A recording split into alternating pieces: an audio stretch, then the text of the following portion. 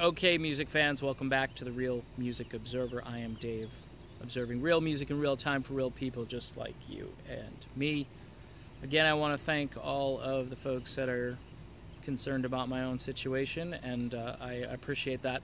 I'm not going to address it in a video because I'm going to get trolls, and the trolls are going to have a field day. So I'm just going to do a video. That's what I do. I do videos. Hey man, welcome back to the Real Music Observer, where if I don't have a nervous breakdown, we're going to talk about music. Okay, so back in 1994, Steve Perry, For the Love of Strange Medicine, his second solo album, took a long time for that album to come out, and I was combing through information, the archives of the time period, articles that came out since then.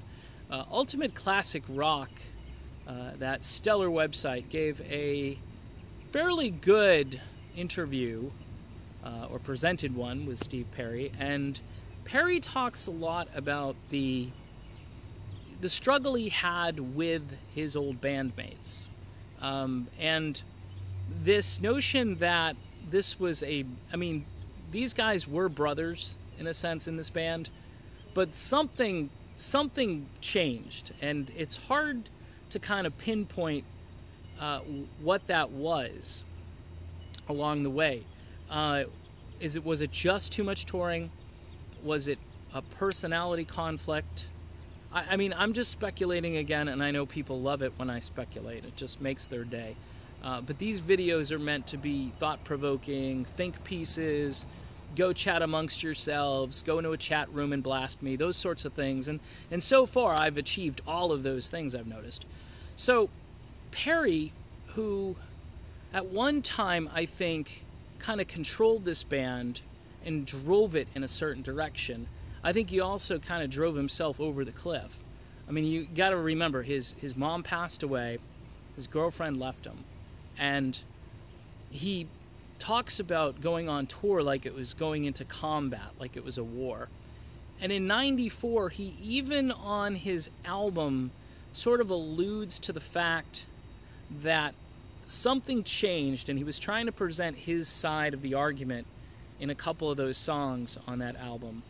Again, kind of cathartic. This is the way Steve operates. He wears it on his sleeve, and I completely get that, because I think I'm kind of that personality. And Steve, he wants to share, and he gets this music out, and it's a way for him to sort of get closure on something.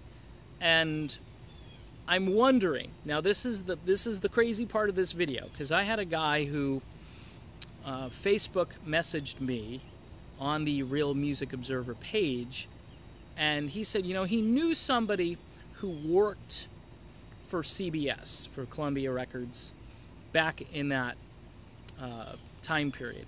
And they noticed that he had the new Steve Perry album. And they mentioned to him, and again, this is just hearsay, okay? It's just chatter. It's nothing that I've got etched in stone. When I tell you I think I know something from the inside, I tell you, okay? And then people get PO'd at me because I'm not giving them names and addresses, and I'm never going to do that. Sorry.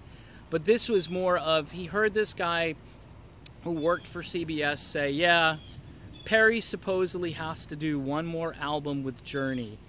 Apparently, they don't like each other all that much, and Perry's got to do it because it's in the contract or something. That could be true. That could be true. See, and again, it could be true. It's a theory, people. It's not, and I qualify all of this because I'm going to get blasted in certain circles for suggesting it, for just merely the suggestion. Like, we can't even have a conversation about the mere possibility that Perry, at that point, had had enough but wanted to do one more album. And if you watch the doc video, and this is what's going to contradict what I just said, and I understand that, the documentary says, Steve reached out to Jonathan Cain, they had a meeting, they said, let's do this again, that sort of thing. But who's to say that part of that was true and part of what this other gentleman was saying didn't have some legitimacy to it? Because, again, yes, the hip injury, but then why stay away at that point? The folks that were angry at Perry for just sort of not coming back, because the video presents it like, well, we called him and we said, basically, hurry up and have that surgery. And he's like, no, surgery is an important thing, and it's a, you know, it's a life-altering decision, so I should maybe I should kind of wait, and I didn't know what to do. I mean, this is a big thing.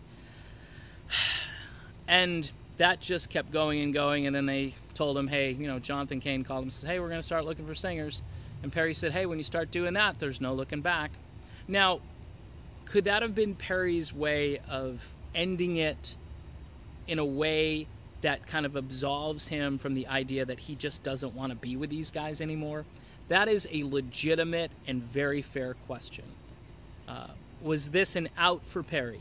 Because it looks like it was an out, because here's the deal. In '98, we know he could still sing.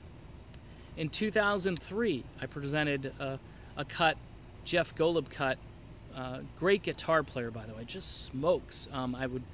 Jeff Golub, go listen to his music. And some of it is very relaxing and enjoyable. It's not just, you know, ear pain. It's just ear candy. And it's smoother jazz kind of stuff, so don't get me on. You know, if you're just this melodic rock junkie, you probably won't like it. But the point is, Perry could still sing. 2005, he shows up in a session with David Pack. All right, and I think that's the last one. Somebody sent me some information from '99. He's on somebody's album, or even more recently, he may have been on someone's album. The point is, as far as major presentation, the Pack album with him singing is, I think, the last real studio effort that really put some effort into. Now, at that point, though, it sounded like he could still sing. You know, he was doing his Sam Cooke routine, and it sounded just great. It sounded like Steve Perry. So, all that time, and Jerry had been with the band a bunch of years by then, from like, what, 97 to about 2000, from about 8 years, and Perry could still sing. Here's the theory. Here's the closing thought. Perry did not want to be a road warrior anymore. He presented that argument in '94. The Ultimate Classic Rock article, the fact that he needed to get a break, that fact that he felt like he was in war and combat. The new album, when it drops, you're probably going to see some light promotions. This isn't a guy who wants to go on a multi-city tour. He doesn't even want to be Peter Cetera. He doesn't even want to show up in some big, you know, foreign country where there are going to be 100,000 people there. He doesn't, you know, he just wants to be left alone, I think. And this album, he just wants to get it out of his system. I think he'll make money off of this album just because he is who he is. Okay? Sorry, a little difficulty speaking. It's been a long 72-hour span for me. But in any event, okay, so my theory is this, that Perry, the hip, the bone disease, all that stuff, that was definitely an out for Steve Perry. And from what I can tell, that was enough for Steve to just kind of bow out gracefully. And Rock and Roll Hall of Fame and all the speculation, it may just all be speculation, especially with him working with other current Journey members. I don't think that's going to happen, but you never know. Anyway, I think I've covered myself enough there where all the folks can attack me, but then I can at least tell them, look, nothing in this video is etched in stone. It's all theory. It's all something that I just thought of because I've been reading a lot of articles about this, and we'll see what happens with Steve. I think the album will come out and everybody will be excited just because it's Steve Perry and it's music. All right, for the Real Music Observer, I am Dave, and again, thanks for watching this video. Spread it around, at least to people who like me, and if they don't like me, then whatever, I can't help them. I'll talk to you later.